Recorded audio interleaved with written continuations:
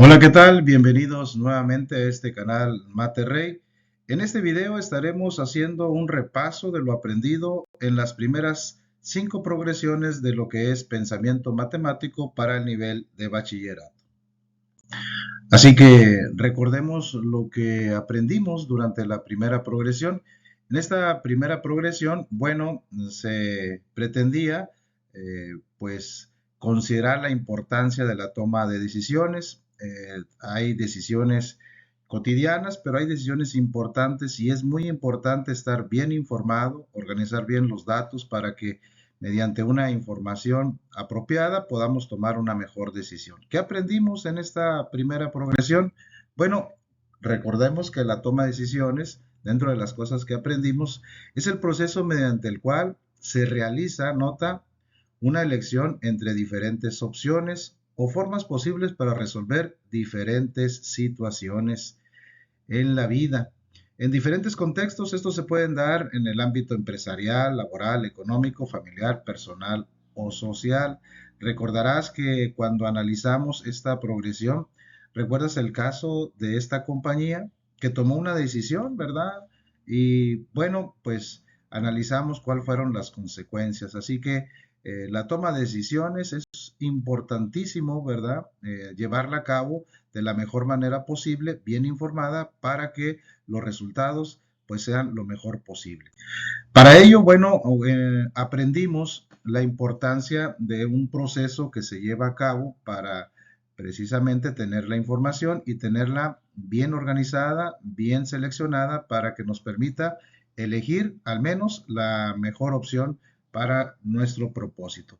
De ahí entonces que aprendimos, por ejemplo, lo que tiene que ver con estas etapas, que es la recolección de datos, de qué manera podemos organizarlas. Y este punto muy importante, aprendimos este concepto de aleatoriedad. Nos hizo ver que en una muestra aleatoria es un subconjunto de una población, nota, seleccionado mediante un proceso según el cual todas las muestras de un tamaño determinado tienen las mismas probabilidades de ocurrir. Así que qué importante, ¿verdad? Que cuando hacemos un estudio estadístico, pues cumpla precisamente con estos pasos, ¿verdad? Que prácticamente pues es la introducción a lo que tiene que ver con los conceptos de estadística. ¿Qué más aprendimos en la segunda progresión? Bueno, en la segunda progresión eh, estuvimos analizando pues cómo ciertas circunstancias en la vida, lo cierto es que varían y varían pues en ocasiones considerablemente. Cuando tenemos una alta variabilidad en los datos que son cambiantes, bueno, esto genera, por ahí lo platicamos, en una mayor incertidumbre. Así que cuando la variabilidad es alta, la incertidumbre también lo es.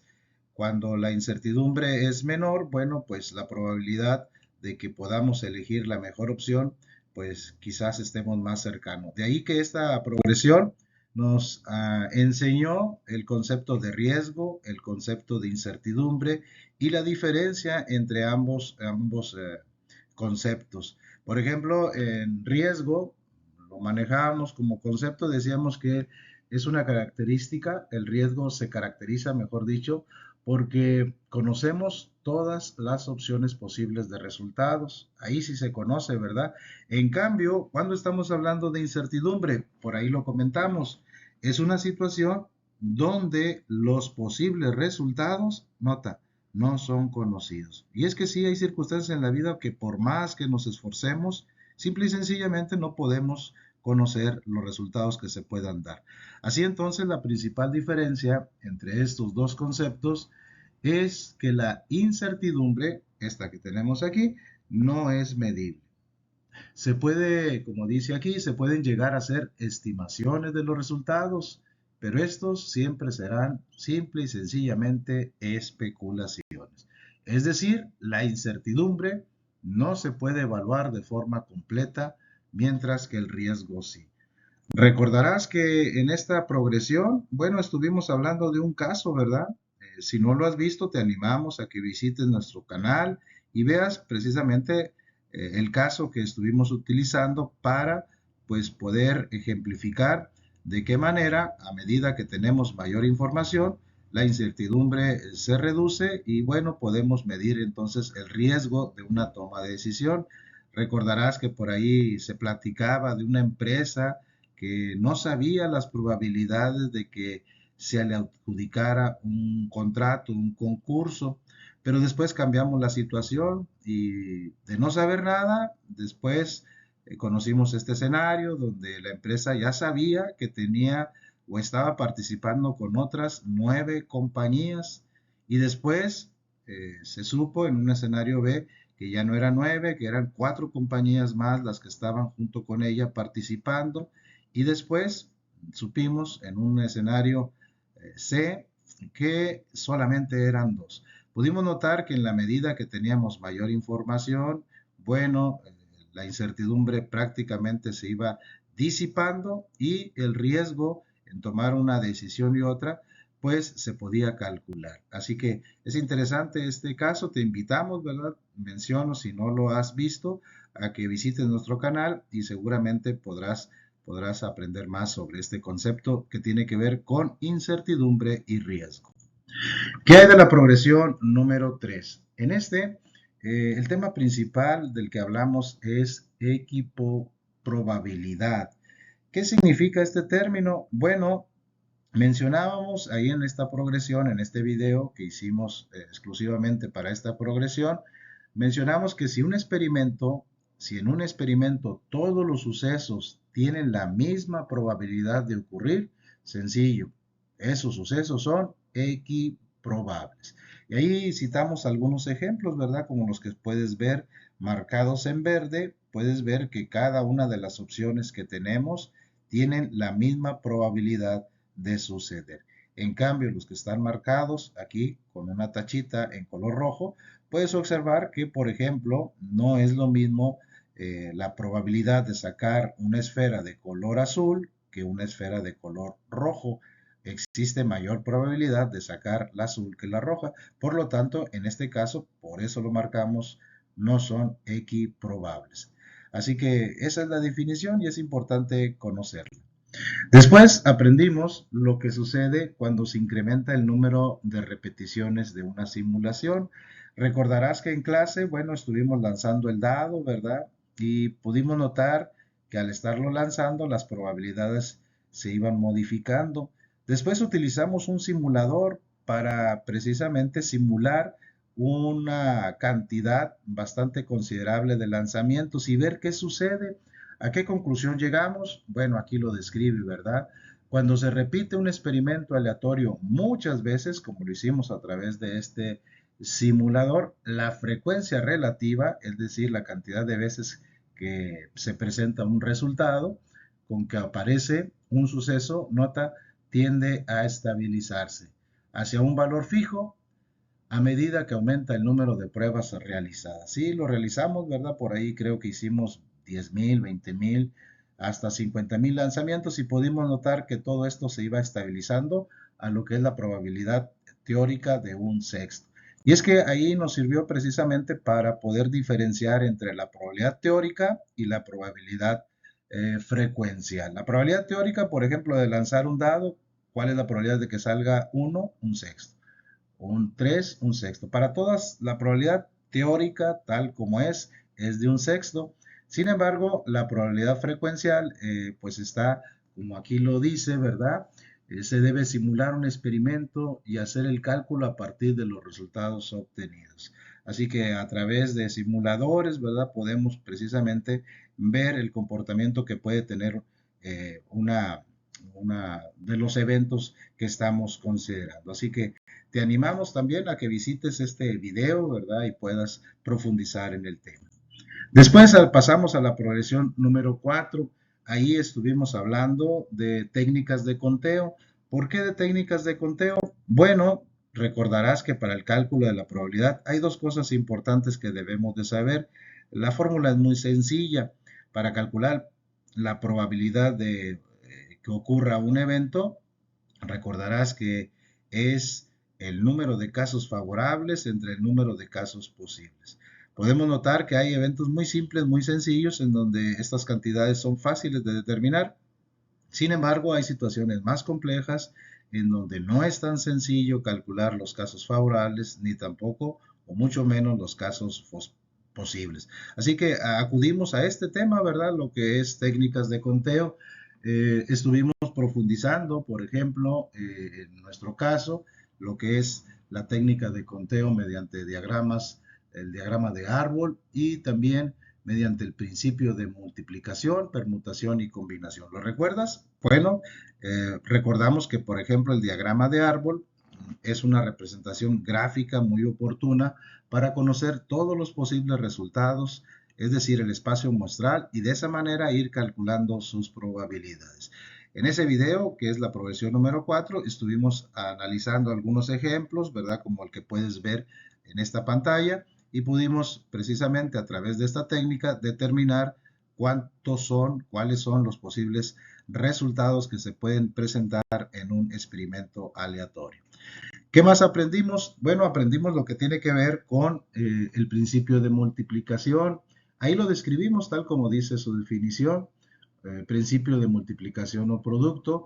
Establece que si un suceso se puede realizar de m formas diferentes y luego se puede realizar otro suceso de n formas diferentes, nota el número total de formas en que puede ocurrir es igual a m por n, principio de multiplicación. Ahí estuvimos haciendo varios ejemplos, ¿recuerdas este?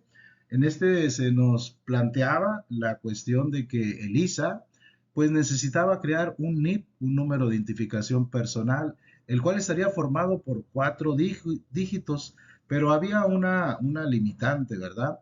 Donde el primero no puede ser 0. La pregunta era cuántos NIP posibles podría formarse. Entonces, para la primera opción teníamos, si no se contaba el 0, bueno, pues solamente había 9 dígitos que se podrían utilizar. Pero ya para lo que es el dígito segundo, tercero y cuarto, ahí sí se podía hacer uso de todos los dígitos, incluyendo el 0, ¿verdad?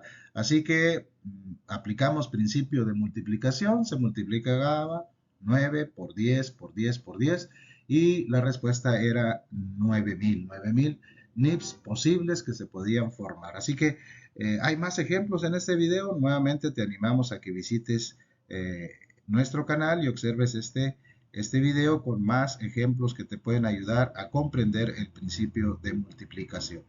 Después pasamos a lo que tiene que ver con permutaciones y combinaciones.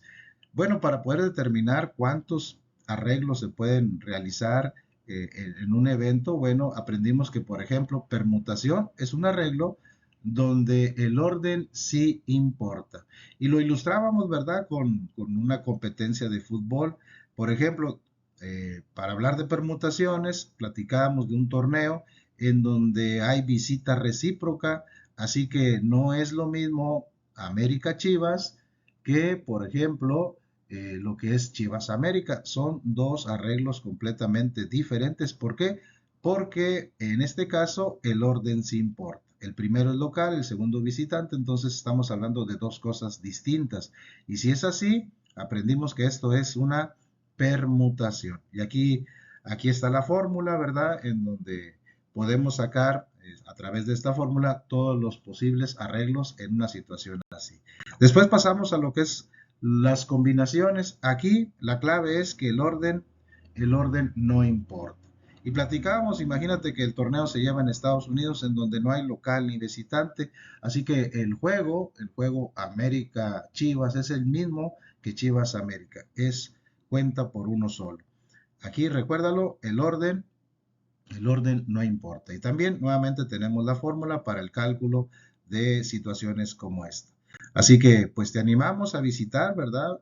Nuevamente nuestro canal. Ahí hay problemas en donde nos dicen claramente, nos enseña, nos muestra cuando estamos hablando de una combinación y una permutación, problemas resueltos que te ayudarán a comprender mayormente este tema. Así que no olvides, ¿verdad? Visitar el canal, suscribirte, darle like y compartir. ¿Qué vimos en la última progresión? Bueno, al menos hasta la quinta progresión. Fíjate que en esta estuvimos repasando lo que son los eventos excluyentes y eventos independientes. ¿Recuerdas cuándo es uno y cuándo es otro? Bueno, es muy sencillo. Cuando estamos hablando de eventos excluyentes, aquí lo dice, son aquellos que no pueden, recuérdalo, ahí está la clave, no pueden ocurrir de manera simultánea. Ejemplo, lanzamos una moneda, lo cierto es que puede ocurrir que al mismo tiempo caiga águila y caiga sello, la verdad es que no. Y si no puede ocurrir que sucedan simultáneamente, estamos hablando de sucesos que son eventos excluyentes. ¿Qué hay de los eventos independientes? Bueno, en probabilidad decimos que dos sucesos son independientes si el saber que un acontecimiento ocurrió no cambia la probabilidad del otro. Ejemplo, lanzamos un dado, salió que es 1. Si lo volvemos a lanzar, afectará que haya salido 1 para que hoy en el siguiente lanzamiento salga 3. No, ¿verdad? No importa lo que haya salido en el primer resultado para que afecte la probabilidad de cierta cara del dado. Así que si no afecta, pues entonces estamos hablando de eventos independientes. En el canal, en el video de esta progresión, hicimos varios ejemplos. Quizás recuerdes, por ejemplo, los que tenemos aquí, ¿verdad? Y la idea era seleccionar cuál de ellos eran o se clasificaban como excluyentes. Recordarás que de todos estos, bueno, aprendimos que, por ejemplo, el de la América Chivas, son eventos que son excluyentes porque si gana el América, automáticamente pierde las Chivas y viceversa. No pueden ocurrir al mismo tiempo. Esa es la clave. Eventos excluyentes no pueden ocurrir al mismo tiempo. Y del otro, bueno, si en este caso Bruno seleccionaba, ¿verdad?, tomar el autobús, pues no podría ser posible que se fuera caminando y viceversa. Cuando sucede uno y el otro no, pues entonces estamos hablando de eventos excluyentes. Ahí está un breve repaso sobre esto. Finalmente aprendimos lo que es el cálculo de probabilidades cuando se trata de eventos mutuamente excluyentes. Recuerda que ahí lo que tenemos que hacer es la suma de las probabilidades de los eventos. En cambio, cuando estamos hablando de probabilidades de sucesos independientes, la fórmula para calcular esa probabilidad ya no sería una suma, sino más bien sería la probabilidad, la multiplicación de la probabilidad de un evento por la multiplicación de la probabilidad del otro evento. Nuevamente, visita nuestro canal. Seguramente, si tienes dudas al respecto, encontrarás problemas ya resueltos que te ayudarán a comprender mejor esta temática. Pues hasta ahí este breve repaso, ¿verdad? Esperemos que te pueda servir para que todo lo que has aprendido a través de estas semanas, pues lo puedas reafirmar mediante haber visitado nuestro canal. Te agradecemos mucho tu visita. Espera el próximo video en el que estaremos hablando ya de la progresión número 6. Así que gracias por tu atención. No olvides suscribirte, darle like y compartir. Gracias.